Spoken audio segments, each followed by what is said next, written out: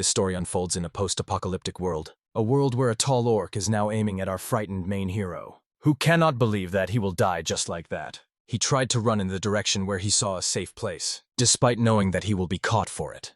The elder orc teases him a little until he breaks the last thread of our guy's hope for survival. 3 days before the world plunged into chaos, everything was normal, and our guy Kudo Kazuto worked at his exploitative company for already 3 years. After finishing another late shift, which ended 2 hours earlier than usual, the time shift ended. Kudo was completely exhausted and just wanted to go home and rest. He is a little happy today because tomorrow he will have a rare day off, time that he plans to spend reading a novel he has been reading for some time. Although now he is happy on the road, despite all the difficulties in life, this is exactly what makes him a little And suddenly his car crashed into something. He was horrified when he got out of the car to check and found that he had accidentally hit an animal resembling a dog. But it is a bit too massive to be alone. Kudo is confused when he hears the animal dying and begins to apologize and feel guilty for its death. Kudo knows that apologies now will change nothing for the creature, period. So he just closes his eyes, accepting what he just did. He sighs sadly over the creatures. He dies, and then he receives a message that he has gained experience points. He was promoted to the first level. Kudo became the first to record a kill on the chaotic frontier, which gave him the advantage of conquest and early development of a bonus skill. Kudo wonders where this voice is from. It seems to him like a game announcement, and when he looks at the ground, looking around, Kudo notices that the body of that animal has disappeared. He thinks he imagined it. Then he notices a stone that fell to the ground and involuntarily compares it to a drop. But if to be realistic, it seems foolish to him to compare reality with a game, and he feels that he urgently needs to rest. Immediately, he gets into the car and drives back home.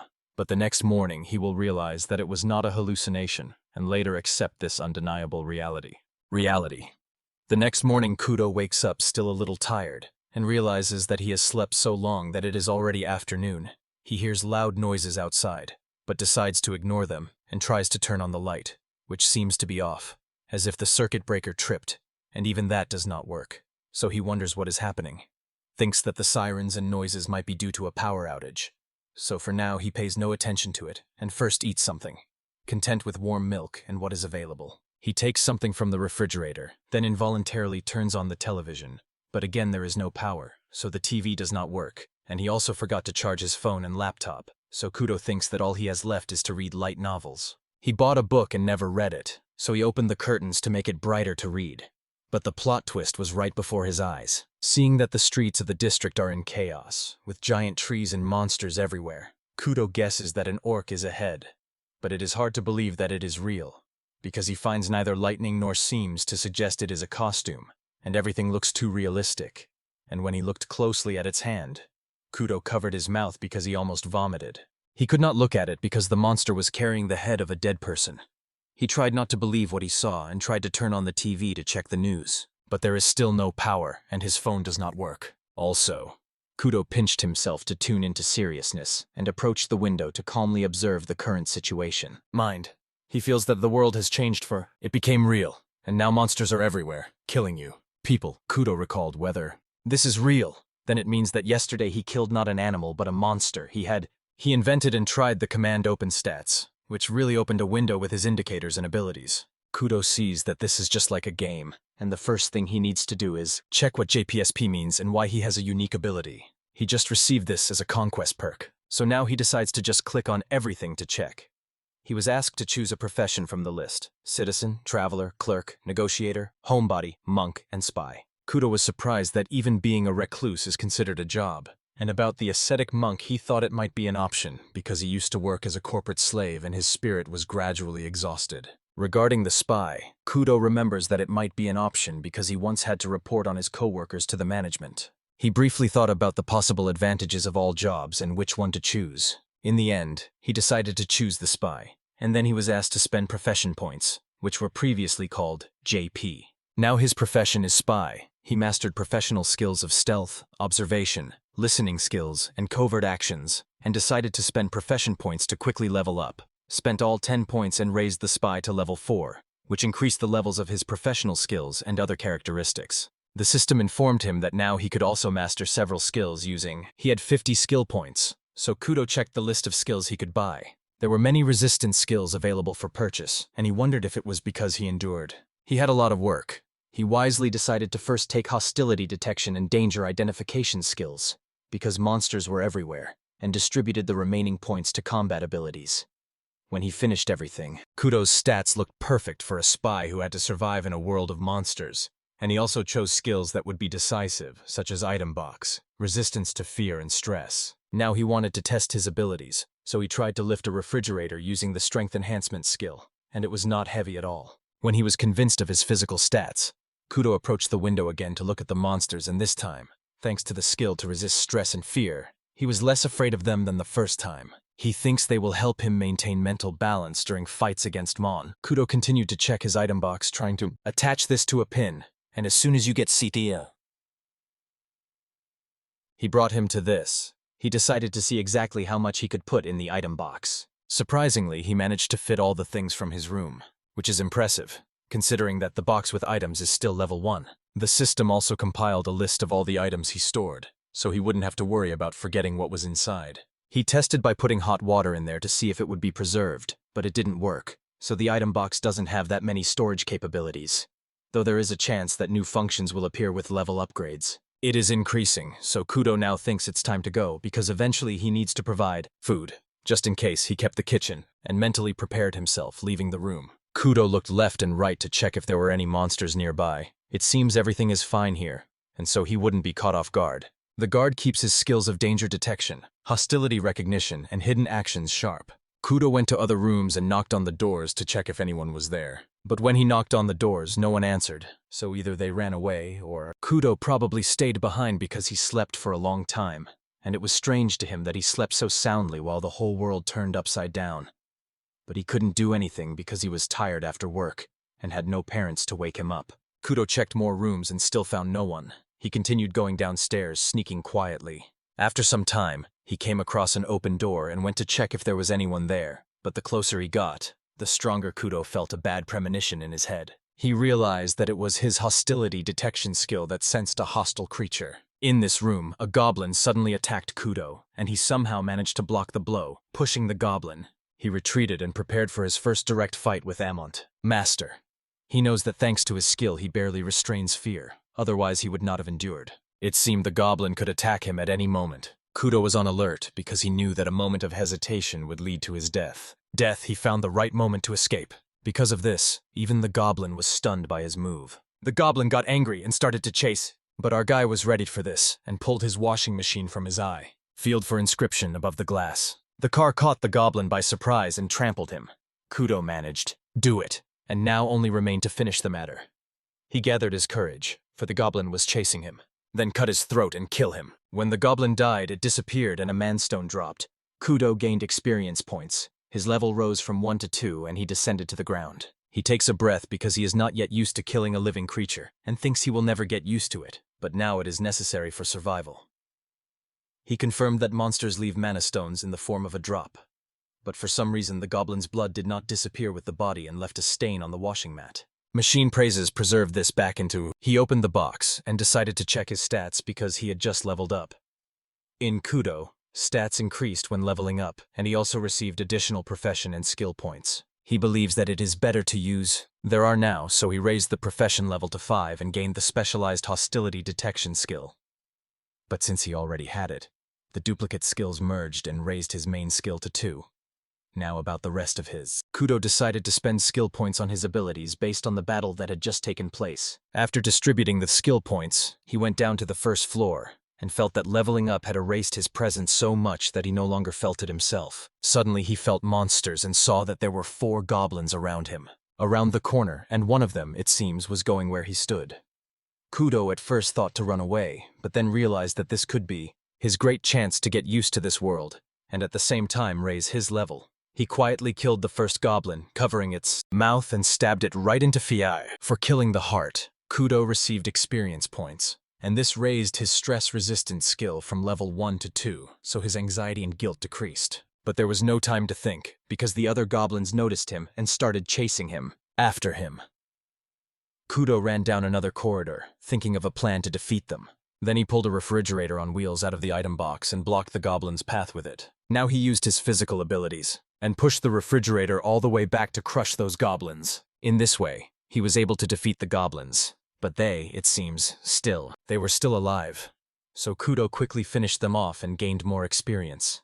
His level immediately rose from 2 to 4 after killing these go. He sees that this rapid growth is explained by his unique ability to develop early. Suddenly Kudo felt a presence behind him, but did not sense hostility or danger from it. Still, he felt that there was some kind of beast nearby. Kudo assumed that the thing could be a monster, but as the silhouette approached, he trained it. Kudo recognized that the owner of the shadow was none other than Mo, a cute Shiba Inu. Kudo immediately ran up and hugged Momo, and he was glad that Momo had been safe all this time. After the joyful reunion, Kudo remembered that Momo was a stray dog and lived in this area, and from time to time he secretly fed her, because pets were not allowed in his apartment. Although Momo was a stray dog, Kudo loved her as much as novels, and her hugs calmed him greatly. He decided that she was probably a scoundrel. Hungry, so Kudo quickly took some dog food from the box for her. Momo quickly finished all the dog food, and Kudo felt energetic because now he was not alone. He asked if she wanted more. Then Kudo received a notification that Momo was looking at him as if she wanted to be friends, and now he had to decide whether to be friends with her. Kudo was puzzled by this announcement, and he wondered where such a system came from in this world. He received the same message again, confirming that he was not just imagining things, and if it were true, he would gladly accept it and befriend Mo. Momo is registered as a member of his party and already at the 2nd level. This means that she might have managed to kill him. A monster. But Kudo did not believe that such a cute dog could kill a monster, so she came up with and got a goblin magic stone to ask her if she had seen one somewhere. Momo looked at the stone with admiring eyes, hard to miss, and Kudo started moving it to make sure she was indeed looking and understanding it. Momo was upset because of the repeated roll. Then he couldn't resist her cute face and sat idly next to her. Momo sniffed the magic stone and suddenly ate it as if it were candy. Kudo told her that she can't just eat it, something like that. But she had already swallowed it and looked at him as if she wanted more of those. Kudo realized that she could eat these magic stones, and he tried to eat them himself, but he failed. He remembered the purple magical stone that he received from the first one to kill, so he pulled it out, and Momo looked at it as if she really wanted it. Unfortunately, he gave her the purple stone, after which Momo suddenly started spinning and looked a bit excited, but soon calmed down, and when he made sure she was okay, he began checking his stats. Kudo now has 42 skill points and 25 work points, so he first spent the work points in a row to raise the spy level to level. Next, he spent skill points on sword mastery and stealth, which will help him a lot. Besides this, he raised the item box skill level to 6, and now he can pull out several items at once. Due to the larger storage capacity, Kudo decided to keep all the useful things he found. Then he checked the item box a bit and found out that he can take out and put items at a distance of up to 5 meters from himself, but cannot pull out what is in a container, for example in water or from a bottle, and he thinks this can be fixed by leveling up. He heads to the parking lot to pick up the car, but it is just as broken, as if after a war. He hasn't even paid off the loans for it yet. Tried to put it in the item chest and it worked, but the chest even marked it as a broken car and he felt like crying. Momo asks if she wants to go with him while he goes to the store near the house. Momo agreed positively. Kudo was worried about her because it would be safer if she stayed in a safe place, and he went alone and took the risk himself, but for some reason he felt it was better to take her with him, so Kudo went to the store. Or with her. And within a few minutes he realized that his intuition was right. When he came across a terrible scene where people and animals lay dead and crows were eating them, Kudo felt sorry for those who died in vain, but he had to keep going. Then his hostility detector reacted and he asked Momo to stay. Kudo saw that a zombie was coming towards him. At first he thought to crush it with a washing machine, but realized that might attract too much attention and draw other monsters here. So he decided to use the cargo he kept in the box with his things. He waited stealthily until the zombie passed by him, and as soon as he saw it, accidentally Kudo approached with a heavy object and was about to crush the zombie's head. But at the last moment the zombie turned around as if it noticed him, and it caught him by surprise. He was shocked and didn't have time to react. Kudo knows that at such a distance he won't be able to dodge and the zombie might bite him. At that moment the goblin was strangled by something black, like a shadow, and Kudo saw that the zombie's movements were stuck. Kudo felt that something was wrong here and wondered what it could mean, because he doesn't remember having such an ability. Also, then he heard Momo's voice, who came up and stood next to Kudo. He knew it was dangerous, so despite everything that happened, then he saw a chance. Hit the zombie on the head with a kettlebell and killed it. He gained experience points and a magical zombie stone dropped, which he gave to Momo, and asked her if she had just saved him. Now she agreed, and he somehow understood her words. Kudo learned that Momo had some skills to control shadows. Probably comes from the magical shadow wolf stone that he gave her earlier. When he was sure that Momo could also learn skills, Kudo led her, and thought that she could gain more skills if he continued to feed her magical zones. He asked Momo to show him that skill, and again Momo used the shadow control skill. It seems she could only control her own shadow and Kudo's shadow, and the shadow had a range of about 10. Kudo believes that Momo's skill combines very well with his own skills as a spy, and they would make a great duo if they worked together. Now, without hesitation, they headed back to the store, and this time Kudo killed goblins much easier thanks to Momo's skill. But he did not level up, so he needs more experience to rise each time. They reached a convenient place, a store, and Kudo was surprised that there were still many things here, because people grabbed all the supplies while fleeing. One way or another, he noticed that Momo was the first to pick something for herself, that elite dog, food, and since they could take anything, he allowed her to take it, and it was cute to watch her take it. Then he simply put everything from the store into his item box, and with that amount of canned food, he could last for half a year. His work here was done, so Kudo wanted to find a safe place to sleep until sunset. However, before leaving, he noticed something on the roof of a distant building, so he used binoculars, and saw that it was SOS. He did not know if there were other survivors, because since then he had not seen anyone alive, so he did not understand whether to go towards them or act cautiously, because the shopping center could be dangerous. He asked Momo if she wanted to go with him, and when she agreed, he decided to stop by the shopping center, about 15 minutes away from. Here on the way he killed a couple of monsters and raised his level to 5, which gave him a few points that he immediately spent to raise his profession level to 9. He noticed that special profession skills increase by 1 level for every 3 profession levels, and he distributed the remaining skill points to physical enhancement, an item box, sword mastery, and Manhwa. Hermetic, then he left. He went further and found useful weapons that might be needed later, so he simply put them down and continued shopping. Shopping mall.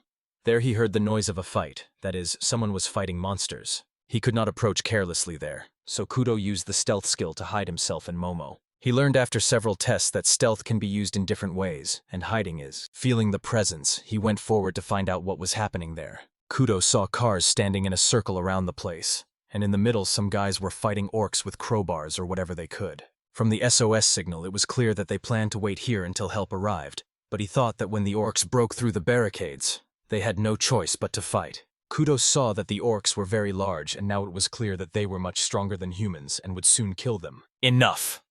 Besides, he noticed behind the orc leader, who differed from the others in appearance and coloring and seemed somewhat incomplete. Kudo is not sure if this is a higher orc, and his sense of danger goes off wildly when he looks at that orc. Kudo hesitates whether to help them because he thinks he could handle the fight well using Momo's skills and her box of items. But he cannot be sure of this, and there is a high chance that he will die. Moreover, he still does not know how strong the orcs really are, and sees no point in risking it in this situation. Even if he gains experience and keeps it, it will be even harder later. He is sure that those guys will want to rely on him later, so they will do everything to be safe, and most likely will ask about the box with things, and when they find out he has food, they will ask to share. Under the guise of doing the right things, they would make him do all the housework and fight instead of them, while they would just eat and live at his expense. And this will later complicate Momo's life, because as a former corporate slave he will not be able to refuse them, and will eventually be exhausted serving other people. No, it all sounds like trouble. Kudo thinks that he is actually mean because out of selfishness he hesitates to save others, but he is not sure if this is really strange, since in this world everyone puts their own life first, and there is nothing wrong with that. So while those guys were fighting for their life, Kudo thought that it was still better to run away and save his own life. Momo, on the other hand, looked like she wanted to save them, and Kudo admits that she is always selfless and good at making decisions. He makes decisions thanks to. He tells Momo that when he removes the concealment, she must run to distract them while he saves those guys. But suddenly he felt a great danger, so strong that he had never felt before. Kudo felt something was wrong and quickly asked Momo to immediately wrap his body with her shadow. Kudo's reflexes kicked in when a giant orc let out such a powerful scream that it shook the ground, shattered the windows of the building, and the entire area turned into ruins from that single scream. Monster. And Kudo realized one thing. That creature is a real deal. Agreed. He asked Momo if she was okay, and they safely got away thanks to his quick decision. However, Kudo cannot comprehend at all what this is. That scream, without a doubt, could have been an ability that destroys a large territory. But that was not enough, because then he saw the dead bodies of all those people who a moment ago were alive and fighting for their lives, and they were all dead, without any chance to resist that scree. The tall orc sent forward his minions, flooded the shopping center and took human bodies for food. Meanwhile, the tall orc was looking threateningly somewhere and radiating powerful energy, and the direction was exactly where our guy was sitting with Constan. Kudo knows that he is doomed if that creature really noticed him, and he does not understand how dangerous it is, because it senses him even from afar, over 10 meters, and when he uses the stealth skill. Moreover, it smiled, which meant trouble for Kudo, and he trembled with fear because he began to suspect that it saw him. Fear and stress surged so much that even his resistance skills to fear and stress immediately rose to level 4.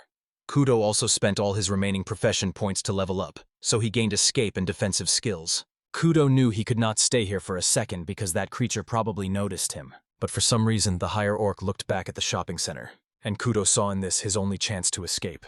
He ran with all his might, risking his life. On him. And fortunately, that thing seemed not to chase him and stayed in the shopping center. For Kudo, this was a very close encounter with death, and now he urgently needed to find a place where the gaze of that tall orc could not reach, so he ran and ran, unsatisfied with the distance, went even further. Then he felt as if he really did not want to die, regardless of the circumstances. He decided that he and Momo must become even stronger than now to survive against Beastly. Thus, involuntarily, Kudo ran back to his apartment because he had cleared that place of monsters, and it was comparatively safer there. It was hard for him to catch up with his. He inhaled, then desperately drank a whole bottle of water because he could really die in that Kudo realized that he got too carried away because he rose several levels and thought he could save those boys, but it was very reckless. Because of this, he ultimately put his own life and Momo's life in danger. Kudo felt broken and tense, which also increased his stress resistance. Skill. When he calmed down, he lay on the floor, and Momo approached him as if she wanted to be closer, to calm him down. Kudo thinks she was tired too, so he took many things from his. Used the box with things to make a barricade around them before sleeping. When he finished, he fell asleep with Momo wrapped around his arm. And that was how their first day in the apocalyptic world ended. The next day, Kudo was awakened by Momo, and he first looked around to make sure they were not surrounded by monsters. He took food from the box of things and said, Momo was told that from today they would actively hunt monsters. Momo looked at him, and he said that they needed to level up to survive. But during monster hunting, they had to be careful and put their safety above all else, because if they died, it would all be in vain. He asked Momo to help him so that they could survive together in this world. Momo was always by his side. And after dealing with that, Kudo looked at his stats to decide where to start. His skills had improved He starts gaining more and more new skills and believes that he acquires them when fulfilling certain requirements. So if he constantly uses skills, they improve even without spending skill points. If so, Kudo decides to take as many skills as possible and spends skill points on poison resistance and automatic health regeneration. Then he noticed that Momo seemed to be trying to do something on her own, but nothing happened. She only raised her hand. Kudo asked her if she had also acquired some skill. She agreed, and he wanted to see what skill she had. Momo started running around him and jumping, accidentally, but that explained little, and he did not understand what she meant. Later, Kudo decided to go out with the thought that those tall orcs might still be nearby. He cannot just sit still. He needs to quickly gain more levels, so he went in the opposite direction from the shopping center. Kudo came across even more corpses. He wondered what the government and self-defense forces were doing now, and wished he could follow the news on television or the internet. Momo warned him, and he saw a goblin ahead. He ordered her to start the attack together with Shadow Man, and immediately defeated him quite quickly with the attack. After that, Kudo defeated a couple more goblins, but he still did not allow. He leveled up. Besides this, Kudo found more people hiding in a building where, it seemed, there were fewer monsters, or he thought that if help came, they could survive if they stayed in place. But the city was already filled with monsters hunting other monsters, so the chances were slim, and he wondered if it would have been different if he had chosen the job of a homebody. But in reality, he would never have chosen such a mean profession. He killed even more goblins and eventually raised his level from 6 to 7. Immediately distributed profession points to increase the level in the spy profession, and his spy skill reached the maximum of 10. Kudo received an announcement that he could now choose a specialized profession and an additional job from a list. The specialized options were assassin, covert agent, and thief, and among the additional ones were informant, hunter, marauder, and beastmaster. Now Kudo had more opportunities for exploration. So first he hid in a safe place to think calmly. It seems Kudo can promote his position to one of these three options. He would like to find something that would allow him to continue, and besides, he has to take a side job elsewhere. Kudo had to decide which combination was best for survival, so he thought for a long time. He decided to upgrade the spy to an assassin and gained night vision, a powerful strike, presence erasure, and judgment suppression.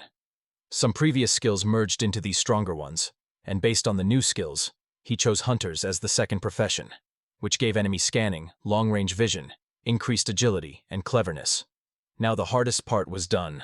Only skill points distribution remained according to, and his strong skills became more noticeable than ever. Never. The new skills sharply affected his performance, and his silent movements now make no sound. Regarding his ability to see from afar, he can see long distances without binoculars and also senses Momo's presence with the scanning skill. Kudo finished preparation and now it is time for a lunch. After that, he and Momo continued exploring, and when they approached the building, Kudo's enemy scan, hostility sensor, and danger sensor all reacted. This means there are monsters ahead. He used long-range vision to survey the building from afar, and as far as he could see, there were about 4 goblins. But then he saw that there was one more, and this one seems to be an elder goblin or hobgoblin. He wonders if he should be wary of it too, but the fact that his danger sense did not react as strongly as against higher orcs means it can be handled. Kudo asks Momo if she will go with him, and as always Momo is ready to go with him anywhere.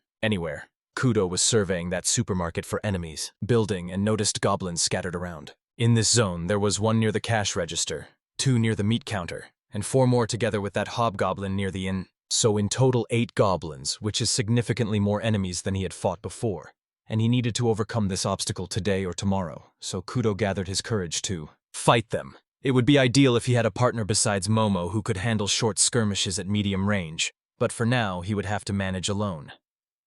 Kudo explained the plan to Momo that he would throw some stones to distract them, and they with Momo could enter the store, so he asked her to stay in his shadow. Momo simply disappeared into his shadow, and what he saw again reminded him how he learned that Momo can now hide in another person's shadow. Even when she is in the shadow, they can still talk, but if he wants to use this ability in battle, Momo must first enter his shadow. Only then can she transfer to any shadow touching Kudo's neck. Kudo slowly approached the side entrance and flinched a little because for a moment the danger alarm went off, but it already disappeared. So Kudo assumed it was just imagination and could not afford to relax.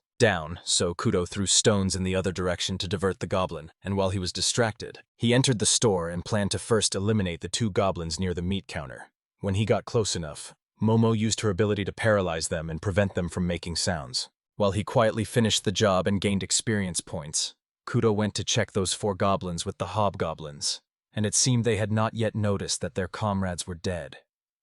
One of the 4 was walking alone, so he became Kudo's target and quietly died without making a sound. Kudo's plan is working well so far, and now only 4 goblins and that hobgoblin remain. But the goblin near the entrance started shouting and called others, so the goblins went on guard, and even more goblins appeared near the shop, complicating Kudo's task. But unexpectedly, the goblins from the store attacked the goblins outside, so they were not on the same side. Bob Goblin came out to deal with those who were outside. Hobgoblin stood firm and shouted, a loud shout, similar to another shouting skill that harms surrounding areas. In those areas, Kudo noticed that this was different from the high orcs, because they were more The hobgoblin's shouting skill made the foreign goblins flee, and now Kudo has a chance to act. He activated the item box and decided to keep only the shelves of this. Thus he caught the goblins by surprise, but everyone noticed him in the open. Now, while they were still surprised, Kudo arranged the same shelves to separate the goblins from the hobgoblin for some time. He asked Momo to deal with the goblin at the entrance. Meanwhile, Kudo was killing the front goblins one by one with a knife. Now only the hobgoblin remained, who broke through this barricade and is about to attack. Kudo did not want to fight this one face to face, so he threw something at him. The hobgoblin tried to catch it, but it turned out to be a ball that splashed liquid into his eyes. He screamed in pain and held his eyes, and Kudo was glad that his water balls with Tabasco sauce worked. He made them during his strategic meeting with Momo, and he knows that monsters feel extreme pain when tobacco gets into their eyes. It was the perfect chance to destroy him. Again, and this time Kudo simply threw an entire vending machine at the monster. The hobgoblin was immediately crushed under the machine, but to make sure he was dead, Kudo threw it at him again, splattering hobgoblin blood around. However, after that, he still seemed alive. Then Momo used her shadow and strangled the goblin almost to death.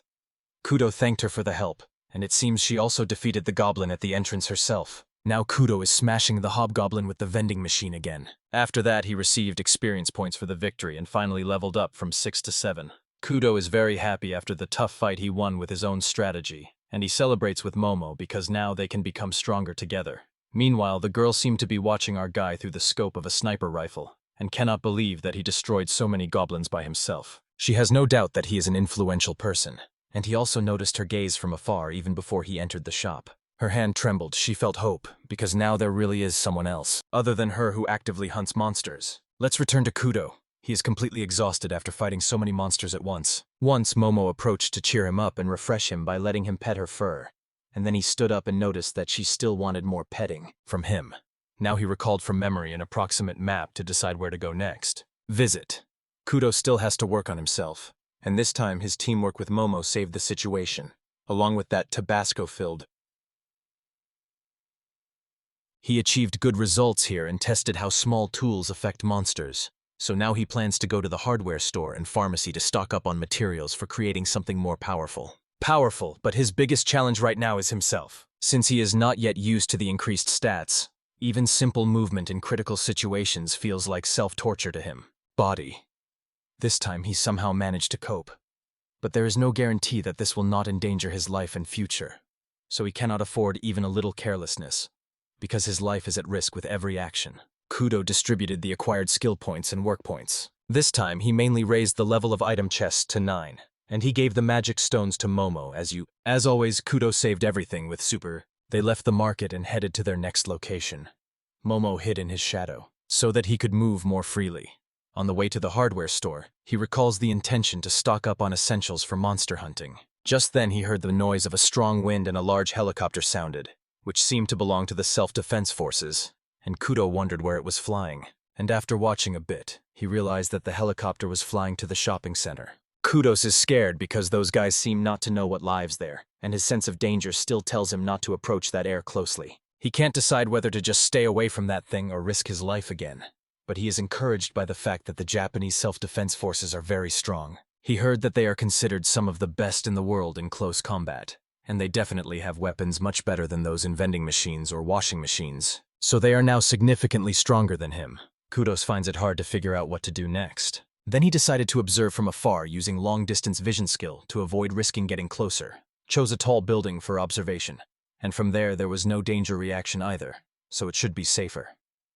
He returned Momo back into the shadow. After that, he started walking towards that building, but on the way, Kudos suddenly felt a lot of people. It seems everyone is running to the shopping center because they saw a helicopter. There was panic and people were fleeing, leaving their belongings to get to a safe place. Kudo sees that these are people who were hiding until the helicopter appeared, and he knows what they are feeling now. For now, he just went to the building and scanned it before the entrance. Not feeling anyone, Kudos immediately went up to the top floor and found the door to the roof open. After a thorough inspection of the roof, it seems he didn't find anyone here, so he decided that now he could call Momo. Meanwhile, the Japanese self-defense forces landed in the shopping mall, and there were about 5 soldiers there. Kudo admires that they do their job even in a post-apocalyptic world and still look strong with weapons. Kudo thinks that if he gets experience points for running over a monster with a car, then weapons should count too, and they seem to be divided into regular, ranged, and melee combat. Members! Momo barked as if something bad was about to happen, and at the same time, the soldiers saw an orc coming out of the shopping mall. It seems it hasn't noticed the self-defense forces yet, and this will lead to its death because they were armed. When the self-defense forces saw the monster, they opened fire and riddled it with bullets all over its body.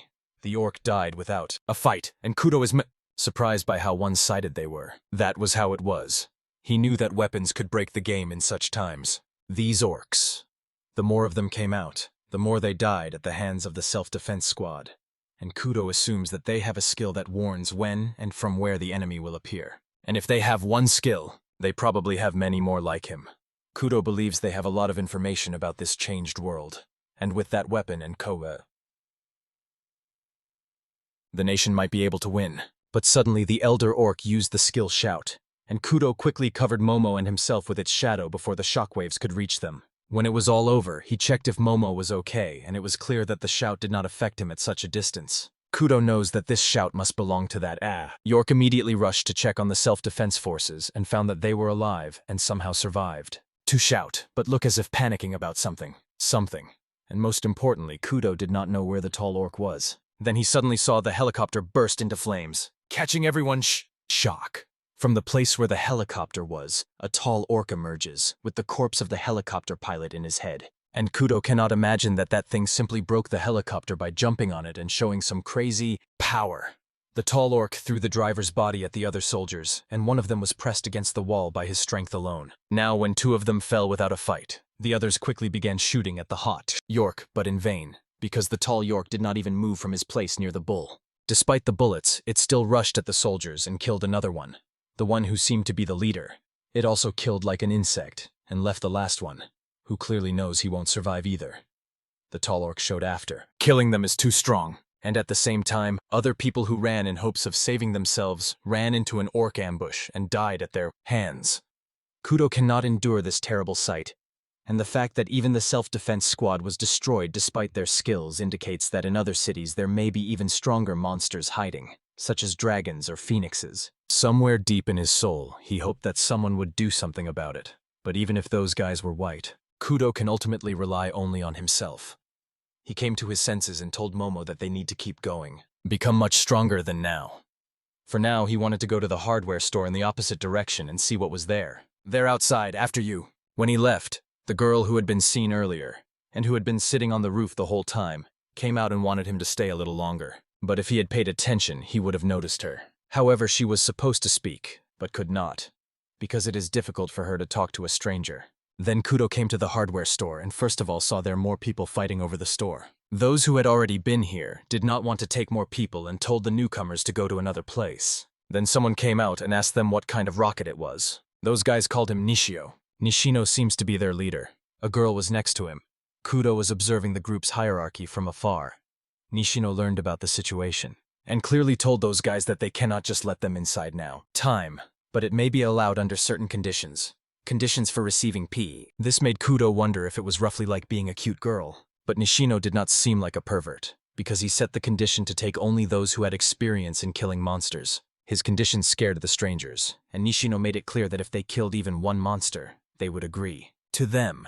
But those guys seemed scared of a fight, and they called him crazy for making them fight those T. They wear different things and swing weapons, like the girl behind, and Nishino explained that in this world killing monsters raises levels, which gives skills and classes that make them stronger and allow them to kill even more monsters. And for 2 days he claimed that they risked their lives testing the truth of these claims, so if those strangers insist on mutual help, then at least they would want some guarantee. For example, that they would be useful for the group's survival.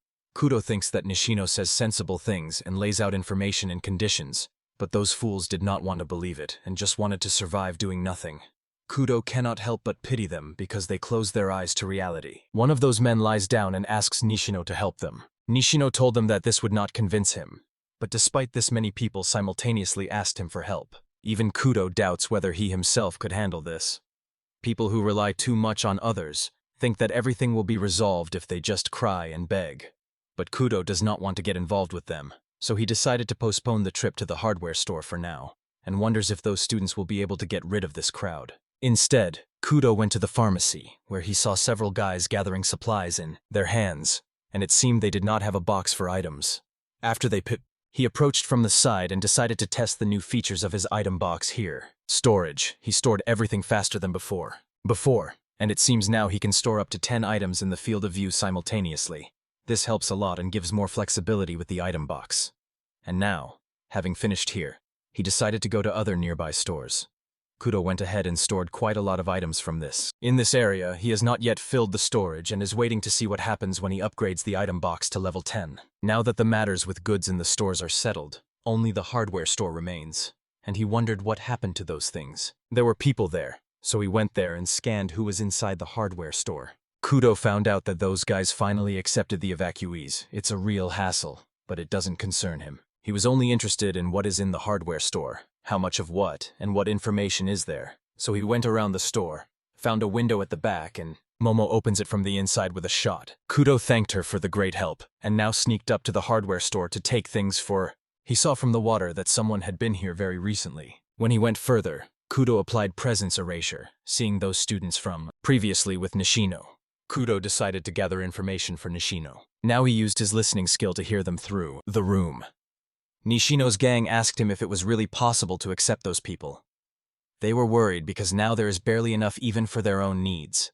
Nishino knew this, but he could not refuse because they lacked hands and needed more people. He asked Shibata, the blonde, if those people believed in skills and levels. Shibata replied that he showed them a demonstration, but they were still half convinced, and some were even against killing monsters out of fear. They would not endure that, but Nishino thinks they should wait until some of them raise their level. When that happens, they can look in other places and will be in a better position than now. Shibata asked Nishino if he thought those people would really listen to him obediently.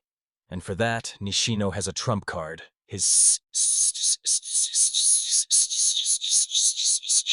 feel, and if the worst happens, they can use those people as sacrifices. Kudo did not expect that behind such a calm face there were quite cruel thoughts, and his confidence made Kudo wonder what mastery Nishino had.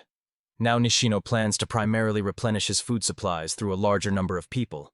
But then a man ran in with bad news, and when Nishino asked what happened, he replied that the guys who went out earlier just returned. But there is a problem. Kudo worried that a strong monster like a tall orc might have appeared. But what he heard next shocked him, because the guy said that the pharmacy was completely empty, as was the store near the house and the nearby supermarket. Kudo feels guilty because it is definitely his fault.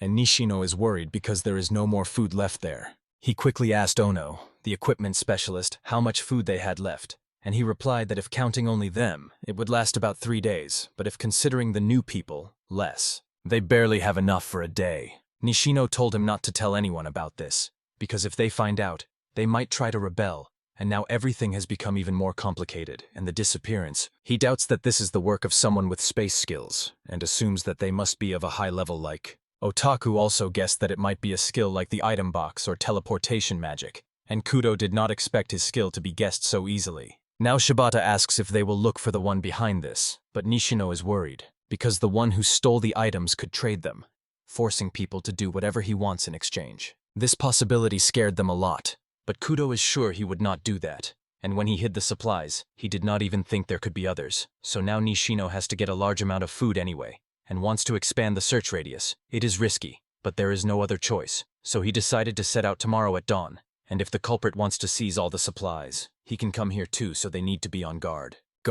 When they left the room, Kudo just stood up and also left, taking nothing. He feels guilty because he caused a big misunderstanding, and cannot just take their supplies from the hardware store, so he hides in an unoccupied place to sit and think everything over. But at that moment he felt that monsters were nearby. It seems that 4 monsters are heading to the hardware store. He immediately prepares to leave Momo to see what is happening near the equipment store. Meanwhile, a group of wolf-like monsters occupied the hardware store, and Kudo notices that they are smaller than the one he hit. So he considers them smaller wolves, and Momo reacts strangely to them. Meanwhile, the students inside seem not to have noticed the wolves. Kudo noticed that with Then he realized that she does not want to fight those monsters. Kudo explained that it cannot be that simple, and it upset her. He reported that these are monsters and he cannot afford to shelter one of them. Momo understood him, and now Kudo can deal with this problem. He knows that his presence might become known to those smaller shadow wolves, because they can sense his scent. His trump cards seem not to suit them, so he thought to allow those students to fight while he himself carries goods out of the supply store and wonders what level those students are, and instead they could become his allies.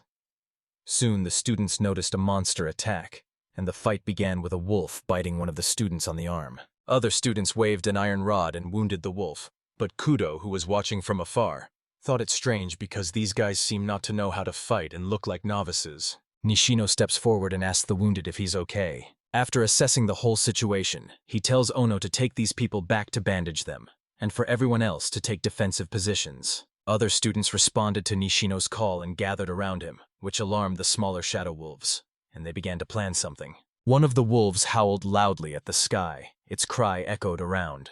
The students wonder what that monster is doing, but Nishino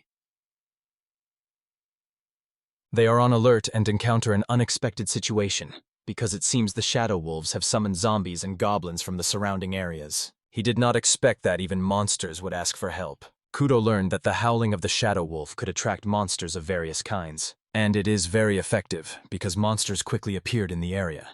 Kudo might have trouble getting out of here without a fight, and soon the wolves tracked him by scent. This is his worst fight so far, because he cannot use the advantages of his skills against the shadow wolves. He tried to tell the shadow wolves to just approach the one who called them, but did not expect it to work, so he prepared for a fight. He warned Momo and they took a battle stance, while the shadow wolves surrounded him to create an opportunity for an ambush. Kudo was glad they were within his reach. He placed heavy objects right above the shadow wolves, which surprised them all, and they died. Kudo gained experience points and his level rose to 8. Then he noticed that one of the wolves managed to avoid his attack. But Momo handled that. She paralyzed its movements, and Kudo finished it off with the vending machine. He was able to clear his side with it and gave all the magic stones to Momo. He noticed that the other shadow wolves were still howling in front of the students, so he scanned and found over 20 monsters in this zone. But fortunately there was no one nearby, so he decided to take the chance to escape, hoping that those students would survive on their own. He noticed that several evacuees had also joined the fight, and their leader Nishino was also actively participating, applying buffs to his teammates, and helping them in the fight against the monsters. But the most unexpected was the girl with the butcher's knife, who rushed straight at the group of monsters and cut them down one by one. The shadow wolves tried to restrain her with the shadow manipulation skill, but she simply tore it apart with raw strength and killed several more wolves. Kudo was impressed by her actions and assumed that she was using a skill that increases strength, similar to Berserk, so she was best suited for frontline combat. Lines. Now he has no time to waste watching them fight carelessly, so his danger detection system reacts very strongly, as if there is something else here. And then another shadow wolf appeared, bigger than the others, so it must have been their leader, and stronger. Kudo cannot forget that this was the first monster he defeated, albeit accidentally, because he ran it over with a car, and now he will have to fight it intentionally. He knows he cannot escape until he defeats it, so he quickly prepares for battle and spends 10 skill points to raise the item chest to level 10. The shadow wolf attacked him using the shadow manipulation scheme. This is a skill, and Kudo knows it well because it is the same as Momo's. He used a box of items to make a shield from the shelves, but the shadow wolf easily lifted the shelves and crushed them with just a shadow, showing part of his force. Then it lunged straight at Kudo, and he barely dodged. Kudo realized it was faster than all the monsters he had encountered. He jumped aside to avoid the wolf's direct attacks, and Momo used her shadow skill to try to restrain it. But the shadow wolf managed to repel her attack with his shadow, and Kudo saw in this a chance to test how many objects that wolf could dodge at once. Shadow Wolf caught 4 large vending machines that Kudo threw at him, although they weigh several hundred kilograms. That wolf himself managed to outsmart Kudo's best strategy, so he has to think deeper to come up with something. He remembers that these shadow wolves can be strong and fast, but it seems they also have low and it is resilient, so he must find a way to strike it. But that was not all. He was also surrounded by several smaller shadow wolves that helped the leader.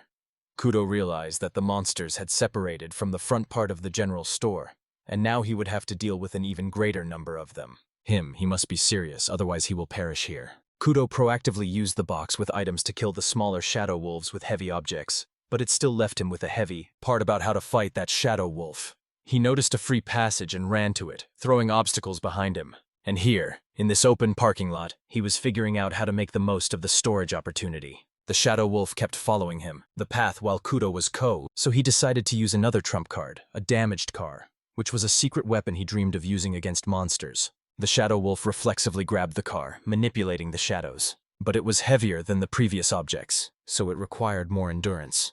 And at the same time, Kudo increased the difficulty and threw more cars into the shadows. The wolf he picked up while running through the parking lot. Now those cars formed a barricade around the shadow wolf, which it cannot jump over, because it knows that during shadow manipulation, as soon as the user's feet leave the ground, the shadow ability stops. The shadow wolf won't be able to hold the car up for long, and because of the other cars, it won't be able to dodge it. So Kudo dropped another car on the one the shadow wolf was holding, increasing the weight, and Kudo almost won this damn battle.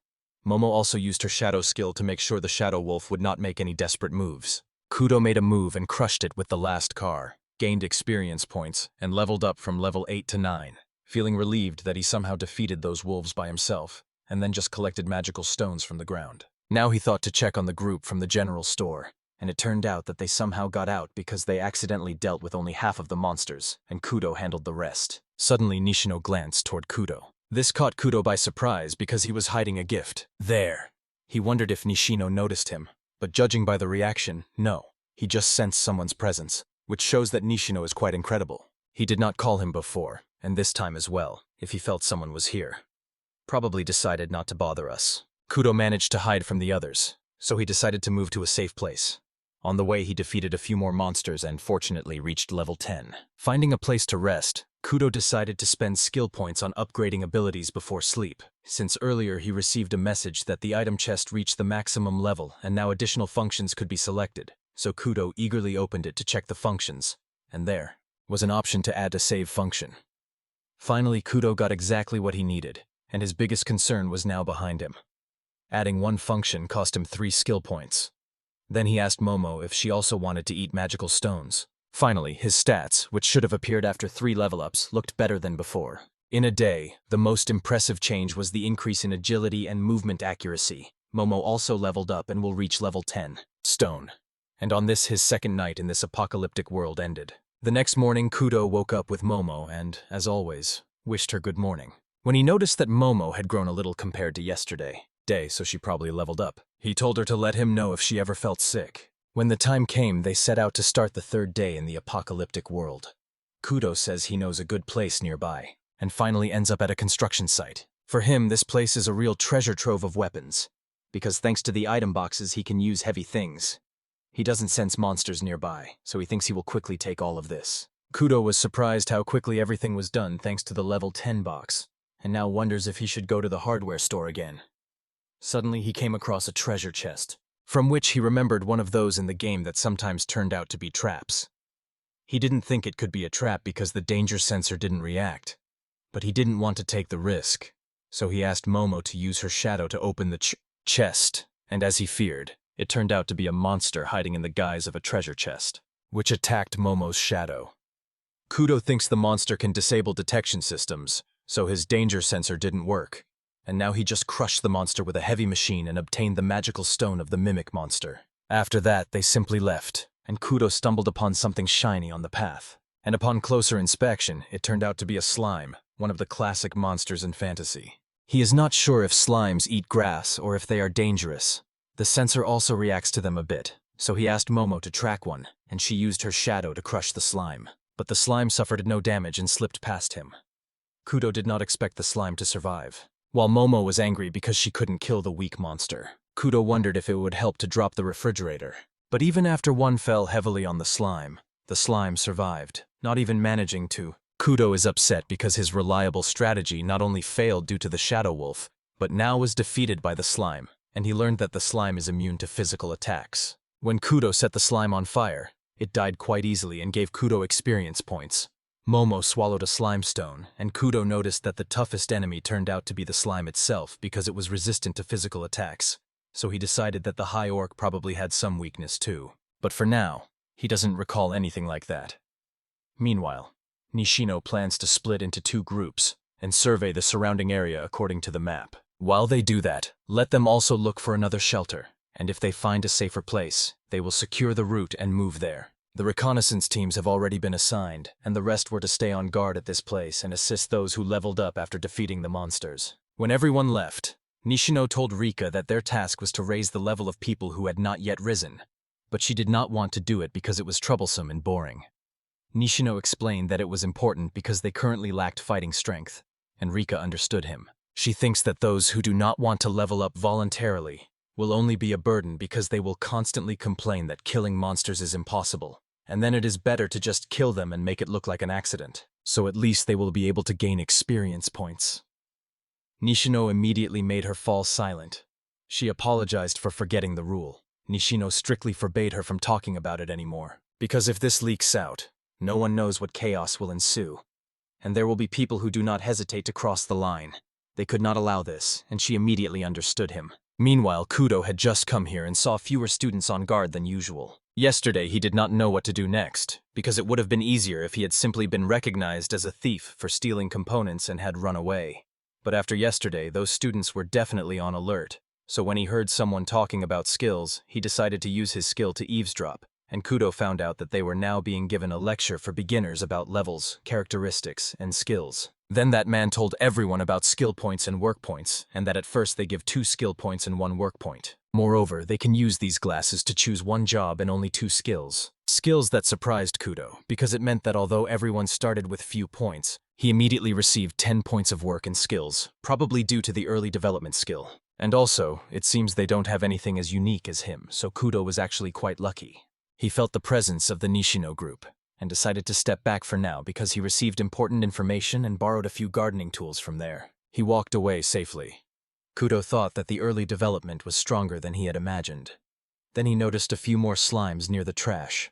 It seemed that slimes eat almost everything, and since they did not threaten him, he was going to leave the same way. He was walking and noticed a red slime that was different from the others, because those were blue, and he decided that it might be a higher slime. So he wanted to try giving it some plastic trash from the bento. I wonder if it will eat such things and, well then. The slime looked at it with appetite and seemed happy as it devoured the trash as it was. It ate everything in a few minutes and looked like it had eaten well. After that, the red slime looked at Kudo received a message that the red slime wanted to become his friend, so he agreed. Kudo was surprised to learn that he could be friends with monsters. The red slime looked at the boy cautiously, and he was confused in response because he did not consider friendship with slime beneficial.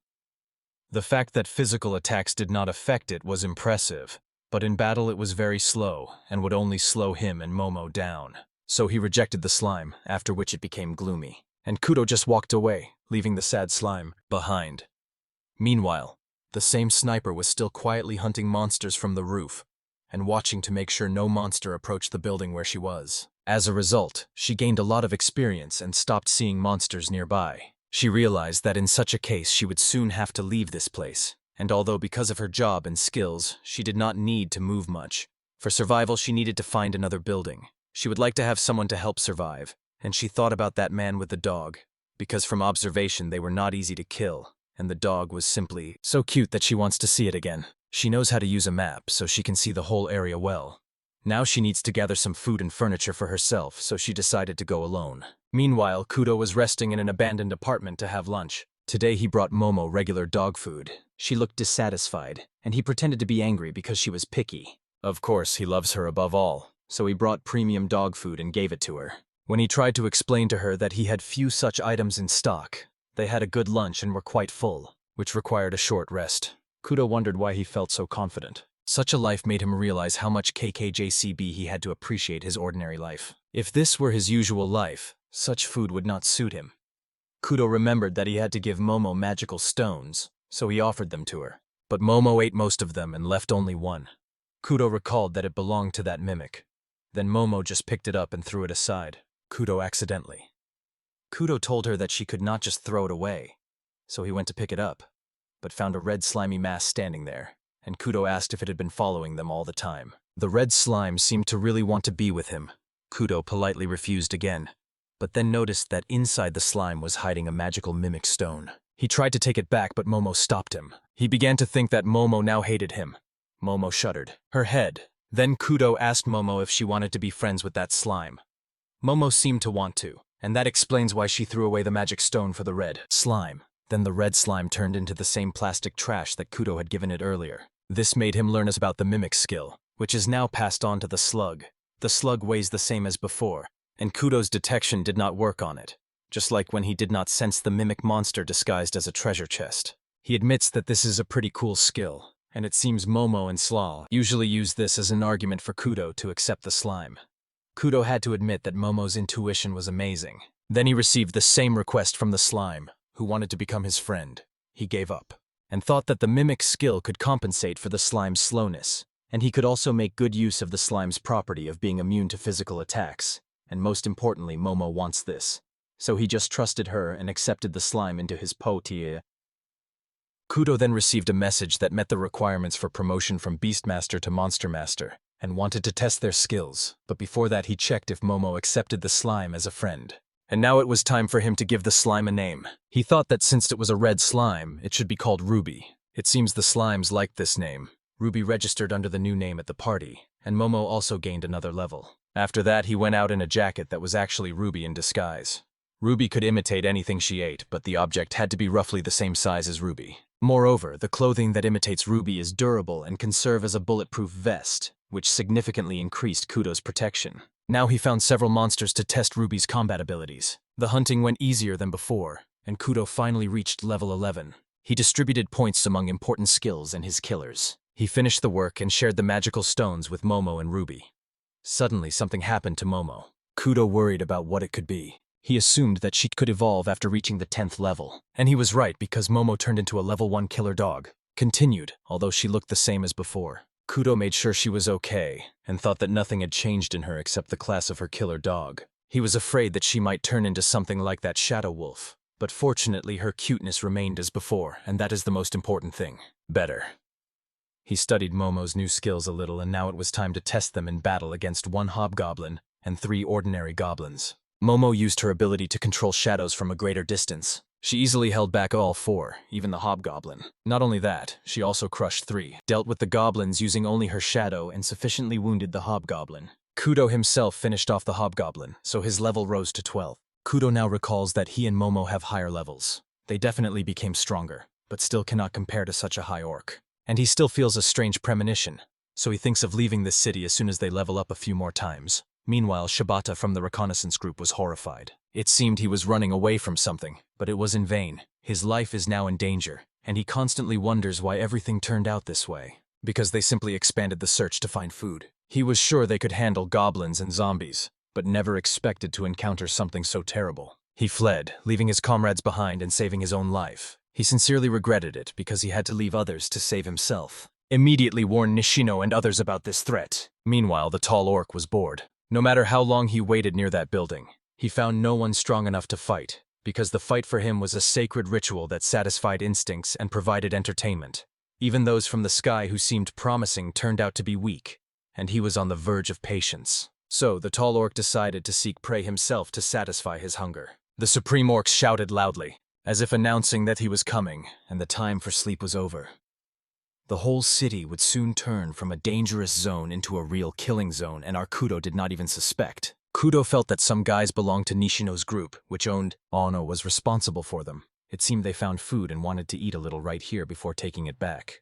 Ono tried to tell them there was no time to stop, so they needed to return quickly. Others ignored him, and Kudo saw that those guys behaved like hooligans, and Ono himself, the chief, became a victim. Then Kudo noticed several smaller shadow wolves chasing students, and when those students saw the wolves, they got excited and wanted to fight. Ono told them to run back to the base quickly, but those guys didn't want to just run away and wanted to show how strong they had become after leveling up.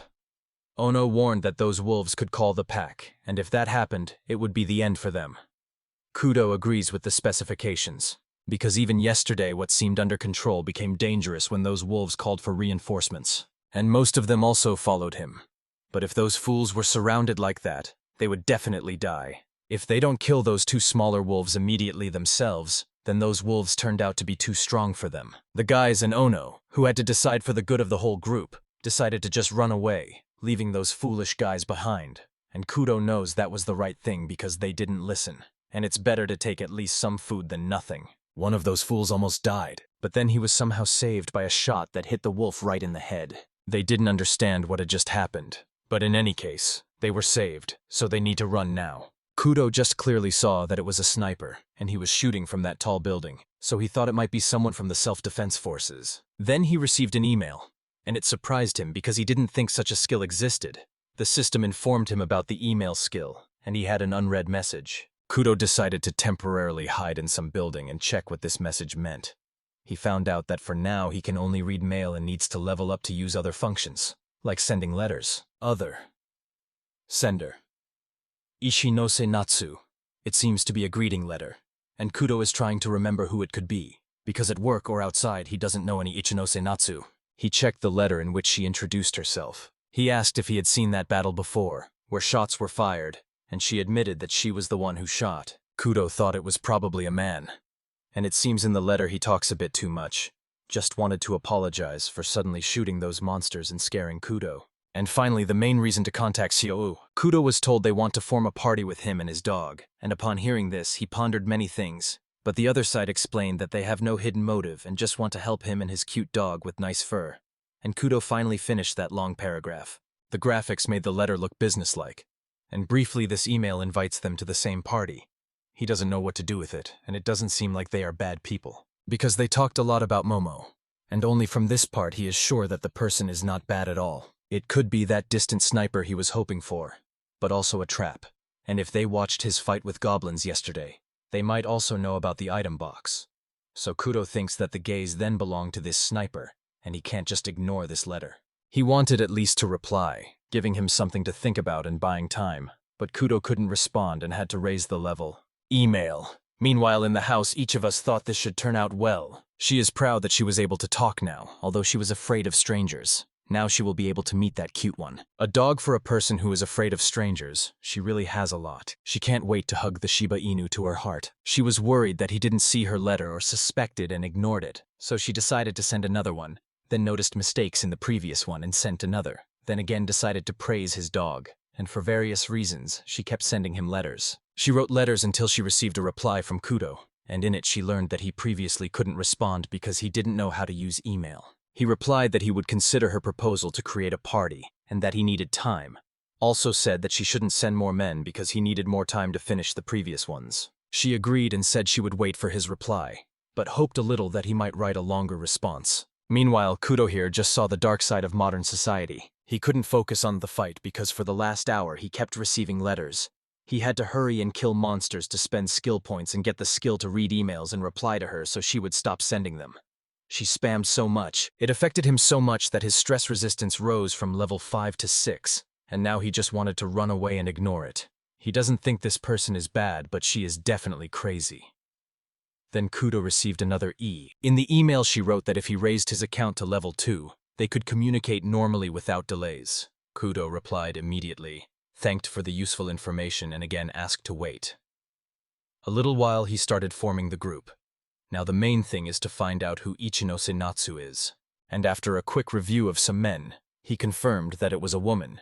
He had many questions about her skills and how she got the gun, which could only be possible if she either got it illegally or knows how to make weapons. And from her last shot, he also understood that she must be quite high level. The more he thinks about it, the more he doubts her. Having support from afar would be great, but Kudo didn't want to risk being betrayed. He received another letter, and she always replies immediately. Meanwhile, at the supply store, Ono returned to the base, and Nishino asked him where everyone else was. Elsewhere.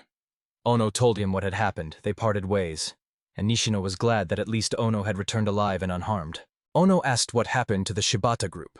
Nishino replied that they were late, and if they didn't show up within an hour, they would have to organize a search party, while Ono stood upset and tried to convince himself that he had done nothing wrong by running away. At that moment, Shibata, gasping for breath, ran up and immediately reported a huge threat to their lives. Meanwhile, Kudo was walking quite far from the city, and you noticed slimy creatures swimming in the water. Ruby returned to her original form and said something to Momo, after which Momo used her shadow skill, caught one slime and brought it to Ruby. Kudo was curious about what she would do with it, then saw Ruby absorb the slime as food, and after that was quite impressed. Then Ruby split into two parts which seemed to share a common mind. Kudo was stunned and equally confused. He used something. Then Ruby looked at him as if expecting praise. He praised Ruby for everything she had done, because it seems this will definitely come in handy. Momo also wanted a pet from him, and he thanked Momo for helping Ruby. Then he asked Ruby if she wanted to absorb more slimes. Ruby nodded, and he asked Momo to catch more slimes swimming in the water. After Ruby ate a lot of slime, Kudo said that it would be better for them to go somewhere now to be safe, and at that moment his scan reacted strongly, revealing that it was because of an orc heading towards him. The path. The orc attacked him just as he noticed Kudo, and Kudo quickly ordered Momo to bind that orc. He did not waste time and dropped an entire crane right on the orc to kill him immediately. But the orcs lost their restraint and threw their blade at Kudo, and he did not expect this and did not have time to figure out how to dodge quickly. Ruby instantly transformed, deflected the knife and saved Kudo, while the crane crushed the orc. Kudo gained experience points and his life was saved by Ruby. Kudo realized again that he could not relax because his opponents were real monsters with their own will. He picked up the orc's knife and scanned again thoroughly, sensing many more enemies than before, and it turned out to be a whole pack of shadow wolves. Seeing the group of shadow wolves, Kudo wondered if that orc had been fleeing from them earlier. In any case, he knew he could not fight such a number of shadow wolves, so he had no choice but to return the same way because the plan to escape the city had failed. It didn't work out. Returning to every turn, she was bored and sad. Waiting for a reply from our side, and all this stress made her think that she might have sent him letters a little too often, so she stopped writing and patiently waited for a response. She wanted to get along with him as best as possible so that he would allow her to cuddle his dog, so to pass the time, she decided to hunt monsters and level up, took a sniper rifle, and began looking for targets. With one shot killed several goblins, shadow wolves, and orcs gave her considerable experience, and she credits her super powerful rifle entirely, which compensates for her weak physical characteristics. She thought that maybe it would be better to choose another profession instead of a homebody. She remembered that 3 days ago she was playing games and had long since taken a break from high school, was a homebody. Days passed, and she didn't even sleep when she decided it was time to rest. A strangely large fly appeared before her, and she quickly rolled up a magazine to crush the insect with it. Thus she gained her first experience points and rose to the first level, but since she was sleepy, she took it as an ordinary dream. Just looked at her stats as if in a game and without thinking chose the role shut-in, because it suited her life. This decision turned out to be a mistake. After getting this job, her physical stats weakened, but she could use a special skill that explains how she got the weapon in another sniper job, and she decided to use the skill Pick Me Up Again, which essentially is a gacha skill that requires 1 skill point to pull 3 gachas, and she was curious what she would get this time. This time the first was just white and contained a lot of instant noodles, which explains how she survived so long in this world. Because from gacha she got food, skills, and other things. The second was blue, which is better than plain white. And she gained 3 skill points from them.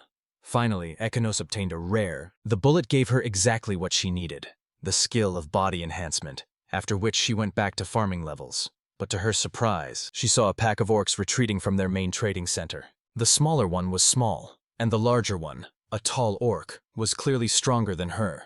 So she decided to stay silent and find out where they were going.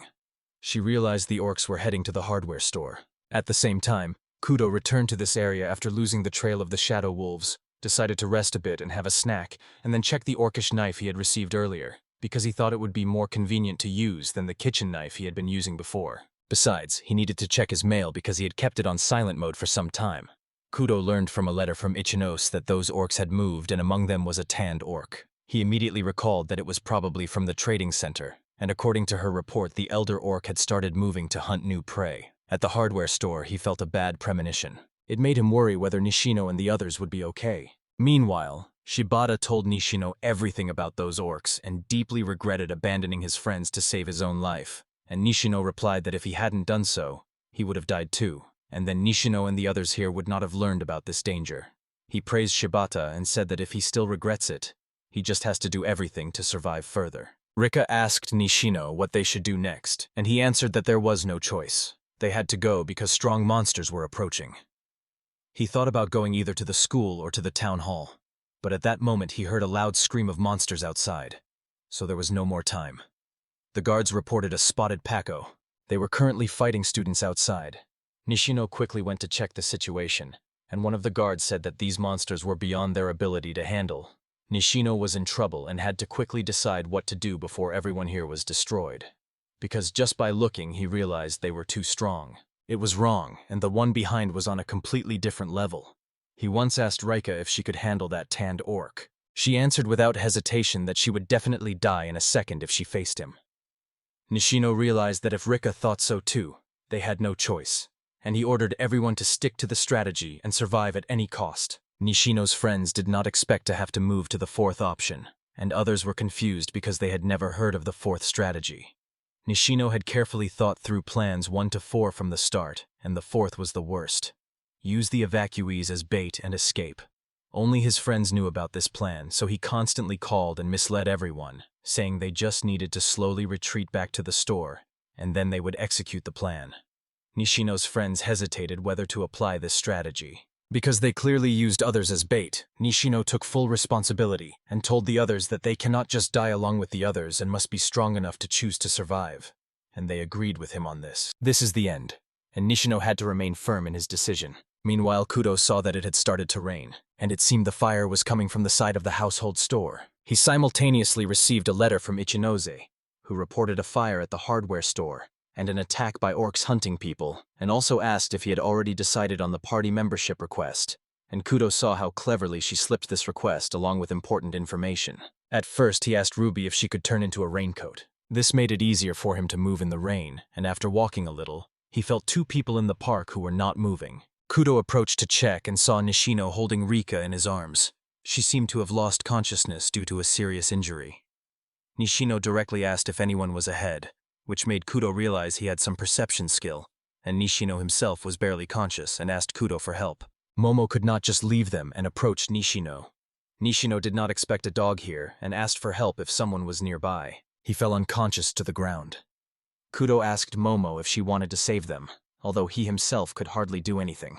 Momo insisted repeatedly, so Kudo finally carried both Nishino and Riku. He led Rika to a safe place, then decided to first stop her bleeding and then deal with Nishino. He had to lift her shirt. It was stained with blood, but he found no wounds, so it turned out she could self-heal. He is glad that the hardest part is already behind, so now he only needs to disinfect her clothes and, just in case, bandage her. After which Kudo left spare bandages and medicine and energy drinks, which should be enough for them to survive, and he must leave before they wake up. Now Kudo does not know what to do because the orcs should be near the hardware stores, which means there will be fewer monsters near the shopping center. But Ichinos is still there because her apartment is very close to the store, and he decided to write her an email asking her to evacuate from there.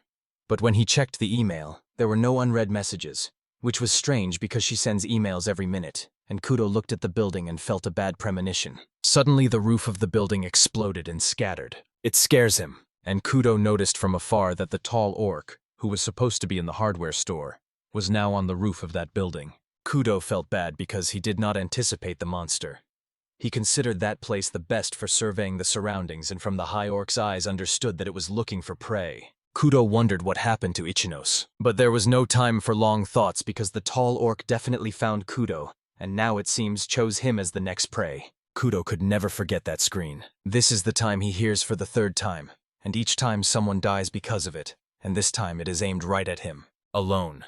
So Kudo immediately ordered Momo to run away, because if they don't escape from that creature, he is finished. His only thought was to run faster and faster. He cannot rest calmly knowing that this time he is the prey. He needed to get away from them as quickly as possible. And in his panic he became so desperate that his escape skill jumped from level 1 to 4, and his resistance to fear rose from 5 to 6. And Kudo felt acceleration thanks to the increase in escape skill. But the bad feeling does not go away even at such a distance. The large orc did not even move, but suddenly tensed his legs as if preparing to jump. And Kudo cannot believe that the thing is really going to do it. The tall orc jumped so powerfully as if he was shot from a bazooka, and landed right in front of Kudo, smashing the ground beneath him. Kudo wished it was a joke, because now it is not just strange, but completely illogical. The orc tensed his muscles as if preparing for battle. The fight was tough, and Kudo had no choice, so he called Momo to join the fight, and Momo used Shadow to at least somewhat hold back the tall orc. It was little, but in vain, because the orc easily broke through it in a second, and Kudo anxiously looks for an idea, until he involuntarily threw an entire crane at the beast. But even the orc lifted a heavy crane weighing tons with just one hand. Kudo could not calm down in this place. The higher orc threw a whole crane at him like a ball, and he had to do something, but could not think of anything that would save him from the crane. At that moment, Ruby turned into a large ball to take the entire blow herself, and finally they flew down the street like ping-pong balls. Kudo survived, although it could have killed him. And he knows he was saved only thanks to Ruby's quick testimony there. The higher orc slowly approached him and looked like a troll. Kudo was under such pressure that he began to laugh nervously because he did not understand what was happening to him and began to think that maybe he had done something terrible and therefore deserved it. Angrily shouting that this whole damn world is unfair, Kudo began to chaotically throw things at the tall orc, whom he cut quite easily. Then the tall orc dodged a bottle of water, and Kudo took the chance and threw a water balloon with Tabasco. York also avoided it without any. A problem arose. Then he stood right in front of Kudo, and the sword hung over his head. The higher orc just slapped Kudo instead, and it threw him back. He jumped several meters on the concrete, and among the trash, and thought that, probably for the first time in a long while, he felt pain. Before this, he had never felt fear in a fight, and had never been wounded. He did not expect it to hurt so much. Hitting the last corner, he screamed and began asking for help from everyone around. He kept calling for help because he thought he was about to be killed. A level that brought him to tears. No one was going to answer him. There was no one here, only his friend Momo, who was hiding in his shadow and did not see at all how he was suffering. Momo stood in front of him. Though she was scared, she was trembling herself. Kudo told her to stop it, otherwise she wouldn't be able to at least escape alive. Hearing this, Momo bit his hand. Then she licked his cheeks as if she wanted him to remain calm and collected. Then Momo risked everything and rushed straight at the senior orc, who gladly accepted another fight, though it was pitiful. Momo tried to attack the higher orc, controlling the shadows, but it was in vain, since the orc didn't even have to do anything, and he sent Momo flying just with his shouts. Skill. Kudo tried to drive Momo away, but Momo did not give up and stood her ground to protect her master's life. She jumped and bit the orc's arm out of desperation, and Kudo wanted her to stop this fight. The tall orc got irritated by Momo, so he clenched his fist, holding the sword in his hand, and was about to strike Momo with it. Kudo wanted to stop this because if that thing, but Momo, she will definitely die. When the orc swings the sword with the intention, he'll. Kudo remembered his pleasant days with Momo. When he returned tired and stroked her, it made him refreshed. Momo was always by his side even after the world changed, and now she was risking her life to save him. The supreme orc enjoyed it. When he swung the blade, Kudo shouted for him to stop. He told Momo to dodge. She quickly jumped back, and Kudo threw another crane at him. The tall orc did not think the dog would survive. This time it made him angry, while Kudo rushed to save her. After falling, he moved away from the supreme orc and asked Momo if she was trying to kill herself. Momo licked him to show that she was ready to do that for him because he was very important to her. Kudo understood that for Momo this was the most natural reaction. Earlier he was afraid, but now he stood up, answered the same way, and thanked her for what she had done. He gathered himself and pulled out the previously hidden blade to fight this tall orc with all his strength. God. Kudo now wanted to overcome the fear of death itself, and his determination raised the resistance level to fear from 6 to 8. He knows he will not defeat that thing. Momo and Ruby will do it. This is something he simply cannot accept, even if it means giving his life for it. He tried to come up with a way to defeat the high orc, and began to recall every moment he had from it. Kudo in the process learned to concentrate, and this skill rose to the level. He became more attentive and noticed that the high orc was doing something special from the very beginning, so he decided to risk everything for this chance. He rushed upward together with Momo, and this time he did not take his eyes off him for a second. He carefully watched every movement of the high orc. He did everything, and his goal was to use everything he had to make him drop the blade. Kudo managed to deliver a hidden attack on the high orc's hands and forced him to drop the blade. After this, he quickly threw something at his side. The tall orc energetically dodged the object, confirming his suspicions. Kudo is now sure that it was not just avoiding that creature due to weakness, and this is probably the same reason why Nishino and others survived even after encountering Hyork. Now that Kudo knows Hyork's weak spot, he threw many open bottles of water at him, because the weakness of the tall orcs was water. And as soon as the water fell on him, the tall orcs began to scream, and pain and Kudo's trick worked. So he now has a chance to defeat that overpowering monster. And all this time, he didn't even suspect that such a tall orc could have such a small weakness. And now he ordered Momo to go after, and attack with a shadow skill while the tall orcs suffer. Kudo was sure that this was the end for now, but it seems the tall orc still had something left. When it started screaming and its eyes turned red, as if something inside it switched, Kudo did not want to, although it's hard to believe. Hyork really used berserker skills and became even stronger than before. He knows that this is the same skill as Rika's, so even her weakness won't stop him. Now the higher orcs lunged at Cougar to strike, not even seeing his movements. The higher orc caught up with him even in the air and dealt a few more blows. This time Ruby protected him from injuries, but it still threw him back several meters. Kudo was wounded, but he needed to hold on and keep moving, because the rage could not last long. He dropped heavy objects above the orc, but he crushed them with his bare fists, and approached Kudo. Kudo was furious, and everyone was equally scared because this creature simply knew no limits in strength. Then the orc sent Kudo's blade flying, leaving him defenseless and vulnerable to any attack from the high orc. The orc sneered contemptuously, because now he had the advantage, and Kudo thought that it was all over for him. But suddenly a sniper shot the orc right in the right eye. He was shot and Kudo was saved again. Again he looked toward the direction from which the shot came, at the tall building, so it must have been Ichinos, and she is still alive. He is glad that she came on time and now he cannot miss this chance. Kudo poured more water on the orc, and Momo repeatedly tried to pierce his body with a shadow. Eventually, Kudo let go. Heavy machines also tried to kill him as quickly as possible, but the tall orcs could still fight for a long time. And it raised its blade with a smile. Kudo Campbell, leave that thing, she is still enjoying it. It remained like that even in this situation, and Kudo tried to strike with a kitchen knife. Fortunately, Momo helped at the last moment and did not let the high orc deflect Kudo's attack. So he stabbed the high orc in the heart with the knife and finally inflicted a serious injury. On him. The Supreme Orc fell with a smile on his face, as if enjoying until death. She died and fell with a dull thud. Kudo could not believe that he finally killed that bee, until he made sure that the High Orc's body disappeared and a large magical stone was left behind. Kudo gained so much experience that his level immediately rose from 13 to 16, and he also received a message that he defeated a monster named Lu.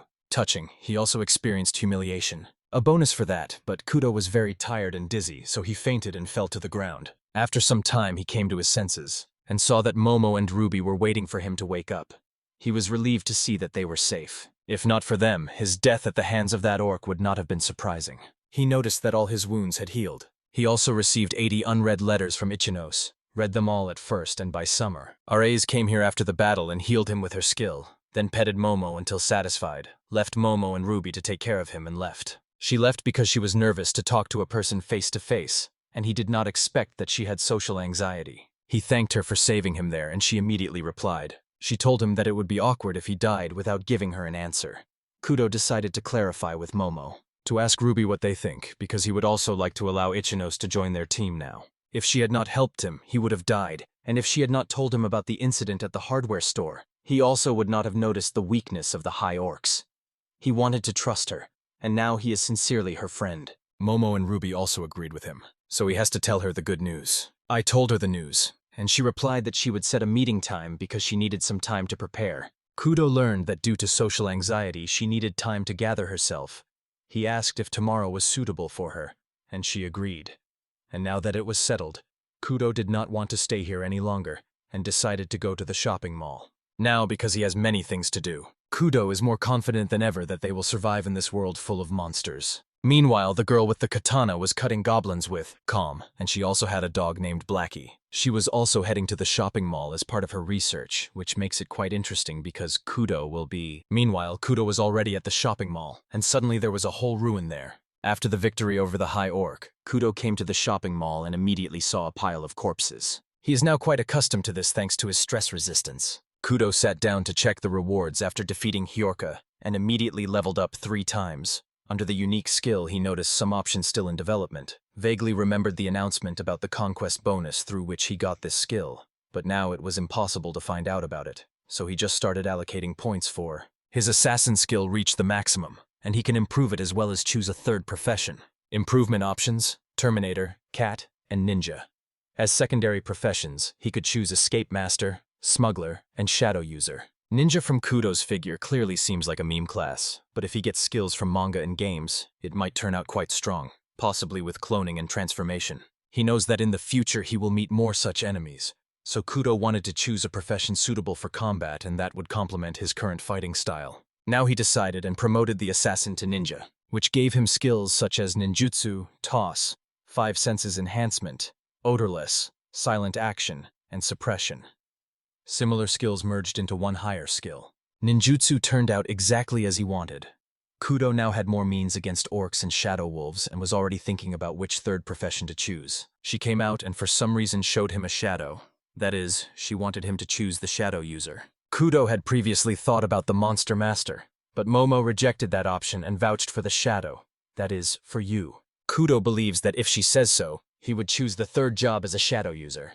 That would give him the ability to control shadows. This is the same thing Momo used, and he cannot deny that it is a powerful skill because he saw Momo use it many times. Next came the time to distribute all the skill points, so he first maxed out observation, which should give him a better skill. Kudo acquired the skill of prediction, and his physical enhancement also updated, adding 5 to all his attributes after he fiddled a bit more with. He refined all the stats and skills, and his body is now full of strength. Next, he was going to give Momo the magic stone of the higher orcs, then noticed that his name was Luvin, so he really heard correctly that this is a named monster. Later, he still gave Momo the magic stone. Then he moved on to testing his new skills, and after several tests, Kudo decided that ninjutsu is really useful in battle, so now he wanted to check other areas of Yu. He went to the shopping center to see if there was anything useful.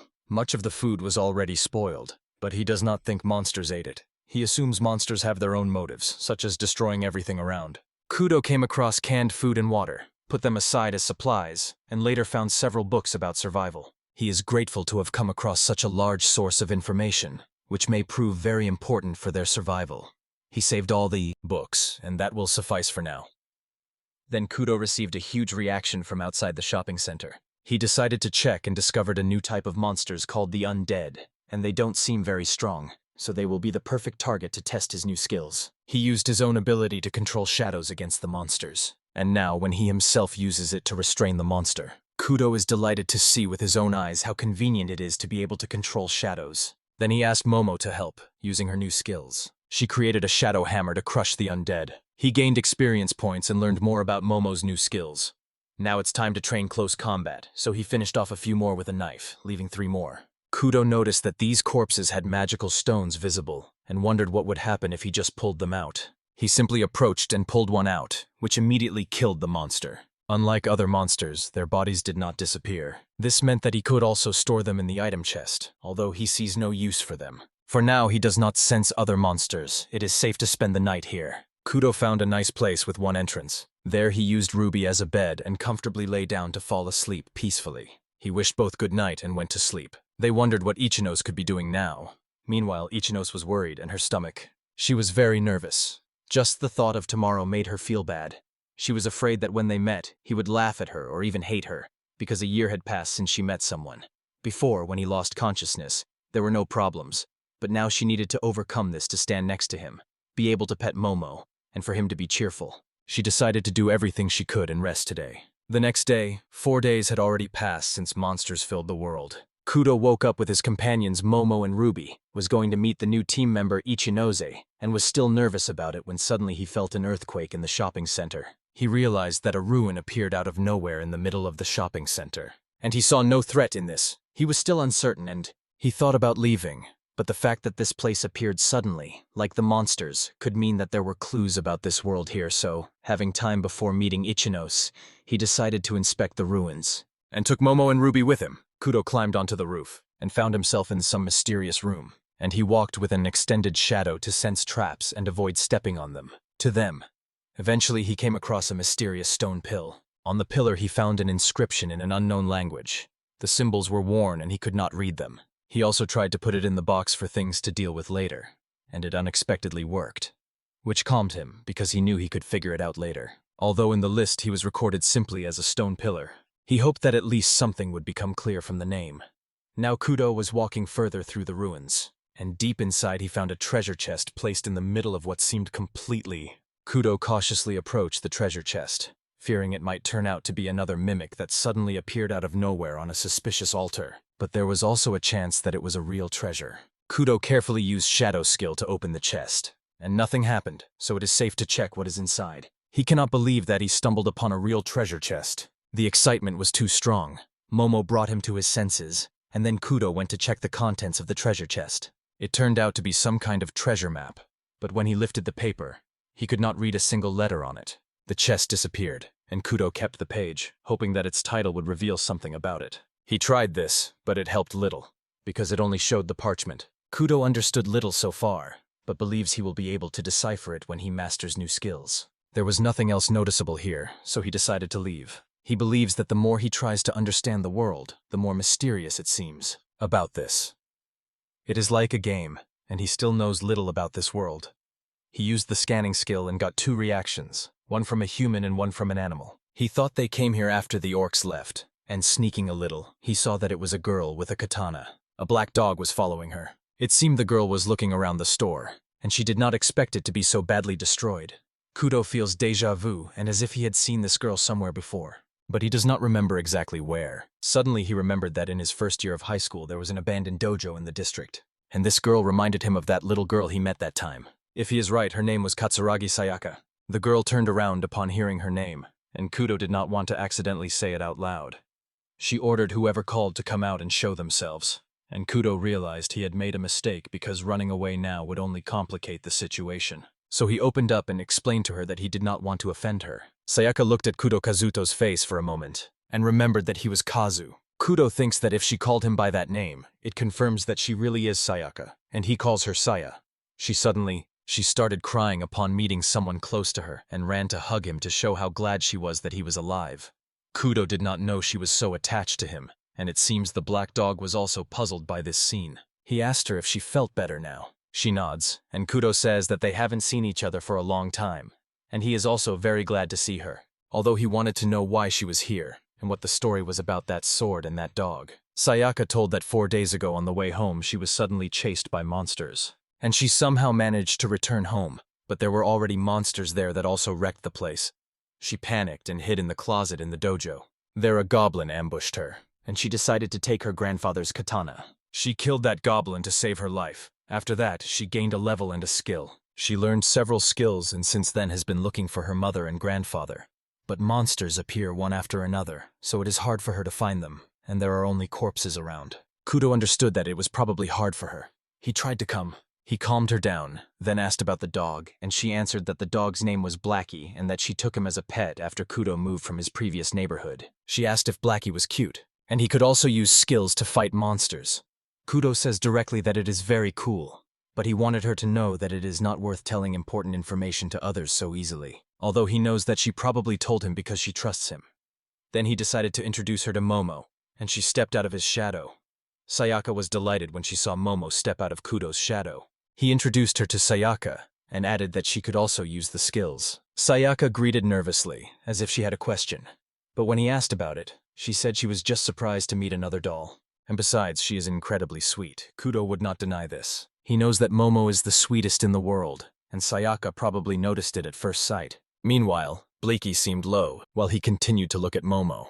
He wanted to become her friend and began jumping around her and wagging his tail. But she immediately rejected him. Kudo told Momo not to behave that way and just say hello, and Sayaka laughed, seeing how quickly the Blakey refused. After talking a bit, Kudo learned that Sayaka was at school now, and she asked if he wanted to join. She said that the president of the student council runs everything there, and she is a very good person. Kudo decided that if that person was really as outstanding a leader as Nishino, it was worth meeting someday. For now, he wanted to think everything over first. Sayaka really wanted him to go with her, but Kudo said he still had many things to do, wanted to meet Ichinose because he decided to form a team with her, and did not want to make a decision without her opinion. Assured her not to worry about his safety because he and Momo could handle it themselves. So Sayaka wanted to go with him, but Kudo immediately refused her. So she tried to convince him that she was actually quite strong and could help him. But Kudo explained to her that it was not related to strength at all. He could not just tell her now that he was rejecting her, because Ichinose, an important member of his party, has social anxiety and needed time just to prepare for the meeting with him. And he was sure that involving anyone else was impossible until she prepared longer. Sayaka was not satisfied with his answer, but wanted him to promise to come to school as soon as he finished what he was doing now. Now she would wait for him. Kudo could not refuse her, so he agreed. After he promised, Sayaka went to school and would soon wait for his arrival. Kudo was glad he met Sayaka, and since she came alone, she would get back without problems, so he decided to go and meet everyone. He did not suspect that Ichinose was watching him through a scope. She feels despair because of the loud question in her head about who that girl was. Kudo reached the place and received a letter from her saying she was near the entrance. Kudo did not see her ahead. Then he received another letter saying that she would deactivate her skills a second after Kudo noticed Ichinose near the entrance. She stood up and introduced herself because they were meeting in person for the first time. She was looking forward to collaborating with Kudo, and he also introduced himself to her along with Momo and Ruby. He asked Ichinose what ability she had just used, and she replied that it was an ability called perception suppression, which she acquired while working as a recluse. It has certain limitations, but while it is active, others do not notice her. Kudo believes that this is a rather useful skill for a homebody. Then Ichinose asked him if there was something wrong with it. Kudo replied that it was not about that, but he wanted to know why she didn't look at him the whole time during the conversation. She thought a lot about it, but she was ashamed because of social anxiety. She was so nervous that she felt nauseous from interacting with new people, and that's why she hesitated for a long time, whether she could really form a team with someone. If necessary, she can simply correspond by email so they do not need to meet in person. Kudo hoped that it would not be so. In this case, Momo was also puzzled. Ichinose said she will work on herself and wants to work together from now on. Kudo received a message that she wants to be friends with him, but even now she does not look at him, and for a moment his determination wavered. But he agreed to her request and successfully assembled a team with her. Unexpectedly, her level was 20. He was 4 levels higher than Kudo, and did not know how she had reached such a level, so he asked her directly, which surprised her because she was just about to ask Kudo about that girl. But she spoke so quietly that he did not hear, and she got sick from nerves. And it was then that Kudo realized that this was no joke, and she had truly reached the limit, when she vomited right on him. To him, Ichino sincerely apologized to him for this, and he told her it was not a problem. But in reality, he wanted to cry because the meeting with Ichinos went completely differently and stranger than he expected. Even when they were already in a safe place, Ichinos was still apologizing to him. He calmed her down, said it was all right and they could forget about it. Kudo did not want to be upset over such a trifle. After all, they were now party members and Ruby had eaten all that vomit. He was cleaner than ever. Every nose had a pitiful side to her. She says that sometimes she does not know what to do, and Kudo also does not handle such situations very well. She said she was waiting as if he would say some dreamy phrase from those fairy tale games. Kudo simply asked her to forget the whole story, and then Ichinos immediately came to life. She suggested going hunting, and Kudo seemed to understand that she liked hunting monsters in real life, just as much as in games, and it seems even Momo was on her side. And she looked at him with puppy eyes, so Kudo eventually gave in, but first told Ichinos that they should tell each other more about their skills and work, and Ichinos considers that fair. It was enough. But when she tried to speak, it seemed she wanted to do something else more. She finally gave in to the desire to pet Mo, and she admitted that it calms her down. Kudo also wanted to pet Momo, but she beat him to it. She moved on and told him about her second job, as a sniper. Kudo asked why she chose such a meme-like job as a homebody, and she replied that she didn't consider the situation real and treated it indifferently, as if playing some game in a dream. She explained the whole situation from the time she chose a secluded job that gave her skills like attentiveness, silencing, and Later she acquired the skill sniper and a sniper set, so she began killing monsters with a sniper rifle, thinking she was still dreaming. She also had the skill bullet production, which allowed her to make cartridges using mana that gradually regenerated. She constantly killed monsters, perceiving it as a game, and finally realized it was reality. After which she vomited repeatedly until she fully accepted the truth. She thought about what she needed to do to survive, and while raising her level, she decided to look for people who could support her. That's her whole story. Kudo sees that it was also difficult for her. He asked if she was sure it was worth simply telling him about her work and skills, and she replied that she did not consider it a problem because she trusts him and Momo.